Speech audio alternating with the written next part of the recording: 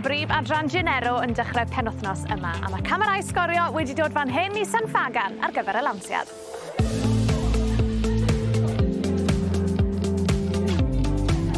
Lawnsiad, y season newydd ydy hwn, a mae yna rhywbeth sydd jyst yn teimlo bach yn wahanol leni. Mae yna fwy o frwydfrydau, mae yna fwy o pwy sy'n mynd i ennill, pwy sy'n mynd i wneud y top 4 a bethau. A dwi'n meddwl bod y ffaith bod Wrexham yn y gynghrair leni, mae hwnna'n adio bach fwy o spice. A dyn ni byth eisiau sefyll yn llonydd, right? Dyn ni'n gweld y trajectory, dyn ni'n gweld lle mae'r gêm yn gallu mynd, a i ni, dyn ni ar siwrne o mynd o amateur i professional, right? So mae yna lot o stages. Ffocws mawr i ni fel yr FAW yn mynd i fod sut dyn ni'n dod o fwy o arian fewn i'r gêm yma, rwan bod y spotlight ar y gêm. Wel, dwi'n gwybod yn yr FAW, dyn ni fod yn together stronger a ddim amdan gêm y dynion a gêm y merched, ond dwi eisiau setio challenge bach i boys yn y Cymru Prem. Dwi'n meddwl fydd na attendance fwy, fydd na dorfeydd fwy yn yr Adran Prem leni na'r Cymru Prem. Dwi'n meddwl fydd o'n really cystadleuol a yn ddiddorol clywed heddiw. Mae lot o bobl, lot o'r chwaraewyr o'r tîmau eraill yn dweud mae TNS ydy'r dark horse o'r gynghrair. So mae hwnna'n exciting. Obviously, mae yna wedi bod lot o newidiadau efo chwaraewyr yn symud. Caerdydd yn dod nôl o'r Champions League. A lot o newid efo yn y gynghrair. So dwi jyst yn edrych ymlaen i'r gêm cyntaf yna sydd ar sgorio dydd Sul.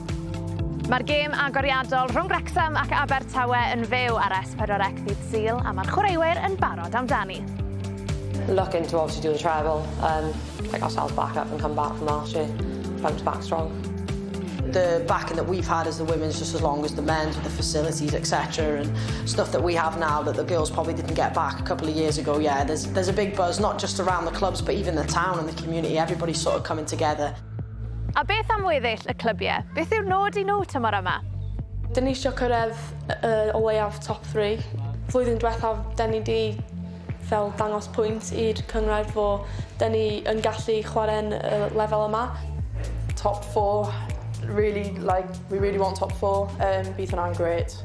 This season we're hoping to get a treble, but we're just going to take it one game at a time.